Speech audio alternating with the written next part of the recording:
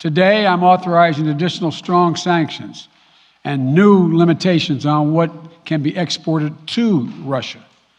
This is going to impose severe cost on the Russian economy, both immediately and over time. We have purposely designed these sanctions to maximize the long-term impact on Russia and to minimize the impact on the United States and our allies. And I want to be clear, the United States is not doing this alone.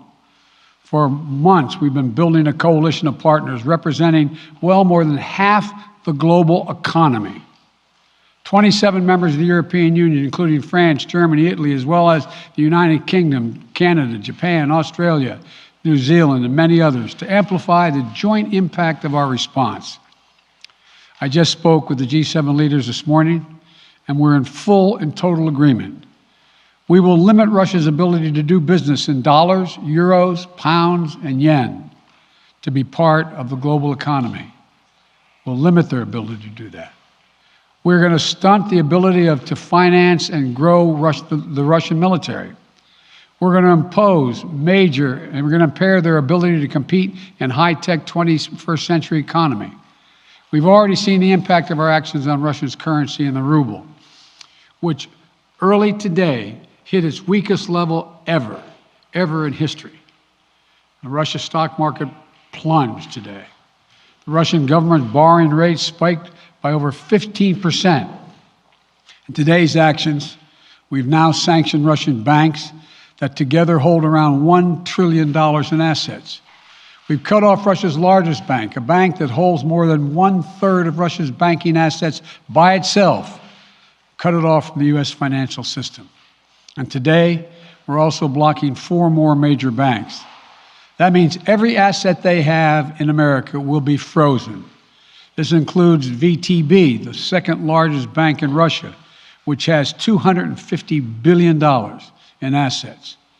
As promised, we're also adding the names to the list of Russian elites and their family members that we're sanctioning as well. As I said on Tuesday, these are people who personally gain from the Kremlin's policies, and they should share in the pain. We will keep up this drumbeat of those designations against corrupt billionaires in the days ahead. On Tuesday, we stopped the Russian government from raising money from U.S. or European investors. Now we're going to apply the same restrictions to Russia's largest state-owned enterprises, companies with assets that exceed $1.4 trillion. Some of the most powerful impacts of our actions will come over time as we squeeze Russia's access to finances and technology for strategic sectors of its economy and degrade its industrial capacity for years to come. Between our actions and those of our allies and partners, we estimate that we'll cut off more than half of Russia's high-tech imports. It will strike a blow to their ability to continue to modernize their military. It'll degrade their aerospace industry, including their space program. It'll hurt their ability to build ships, reducing their ability to compete economically. And it will be a major hit to Putin's long-term strategic ambitions. And we're preparing to do more. In addition to the economic penalties we're imposing, we're also taking steps to defend our NATO allies, particularly in the East. Tomorrow, NATO will convene a summit. We'll be there to bring together the leaders of 30 allied nations and close partners to affirm our solidarity and to map out the next steps we will take to further strengthen all aspects of our NATO alliance.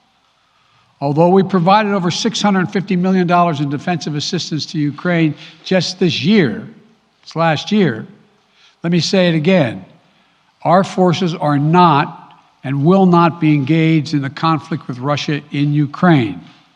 Our forces are not going to Europe to fight in Ukraine, but to defend our NATO allies and reassure those allies in the East. As I made crystal clear, the United States will defend every inch of NATO territory with the full force of American power. And the good news is, NATO is more united and more determined than ever. There is no doubt that the United States and every NATO ally will meet our Article 5 commitments, which says that an attack on one is an attack on all. Over the past few weeks, I ordered thousands of additional forces to Germany and Poland, as part of our commitment to NATO. On Tuesday, in response to Russia's aggressive action, including its troop presence in Belarus and the Black Sea, I've authorized the deployment of ground and air forces already stationed in Europe to NATO's eastern flank allies, Estonia, Latvia, Lithuania, Poland, and Romania. Our allies have also been stepping up, adding the other allies, the rest of NATO, adding their own forces and capabilities to ensure collective defense. And today, within hours of Russia's unleashing its assault, NATO came together and authorized and activated an activation of response plans. This will enable NATO's high readiness forces to deploy and when and where they are needed to protect our NATO allies on the eastern boundaries of Europe. And now I'm authorizing additional U.S. force capabilities to deploy to Germany as part of NATO's response, including some of the U.S.-based forces that the Department of Defense placed on standby weeks ago. I've also spoken with Defense Secretary Austin and Chairman of the Joint Chiefs, General Milley, about preparations for additional moves should they become necessary to protect our NATO allies and support the greatest military alliance in the history of the world, NATO. As we respond, my administration is using the tools, every tool at its disposal, to protect American families and businesses from rising prices at the gas pump. You know, we're taking active steps to bring down the cost, and American oil and gas companies should not exploit this moment to hike their prices to raise profits. You know, in our sanctions package, we specifically designed to allow energy payments to continue. We are closely monitoring energy supplies for any disruption. We've been coordinating with major oil producing and consuming countries toward our common interest to secure global energy supplies. We are actively working with countries around the world to elevate collective release from the strategic petroleum reserves of major energy consuming countries. And the United States will release additional barrels of oil as conditions warrant. I know this is hard and that Americans are already hurting. I will do everything in my power to limit the pain the American people are feeling at the gas pump. This is critical to me. But this aggression cannot go unanswered. If it did, the consequences for America would be much worse. America stands up to bullies. We stand up for freedom. This is who we are. Let me also repeat the warning I made last week. If Russia pursues cyber attacks against our companies, our critical infrastructure, we are prepared to respond. For months, we've been working closely with the private sector to harden our cyber defenses, sharpen our ability to respond to Russian cyber attacks as well. I spoke last night to President Zelensky of Ukraine, and I assured him that the United States, together with our allies and partners in Europe, will support the Ukrainian people as they defend their country. We'll provide humanitarian relief to ease their suffering. And in the early days of this conflict, Russia propaganda outlets will keep trying to hide the truth and claim success for its military operation against a made-up threat. But history has shown, time and again, how swift gains in territory eventually give way to grinding occupations, acts of mass civil disobedience, and strategic dead ends. The next few weeks and months will be hard on the people of Ukraine. Putin has unleashed a great pain on them, but the Ukrainian people have known 30 years of independence. They have repeatedly shown that they will not tolerate anyone who tries to take their country backwards. This is a dangerous moment for all of Europe, for the freedom around the world. Putin has committed an assault on the very principles that uphold the global peace. But now, the entire world sees clearly what Putin and his Kremlin allies are really all about. This was never about a genuine security concerns on their part.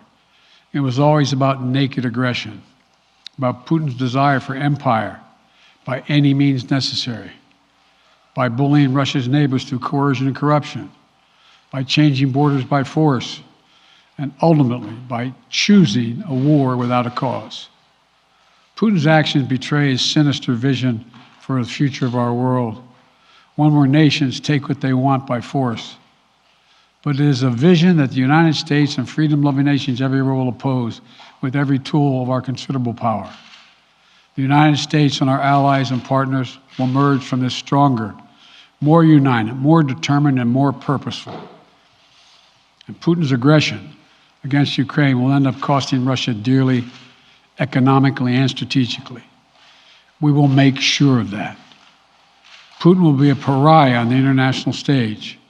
Any nation that countenances Russia's naked aggression against Ukraine will be stained by association.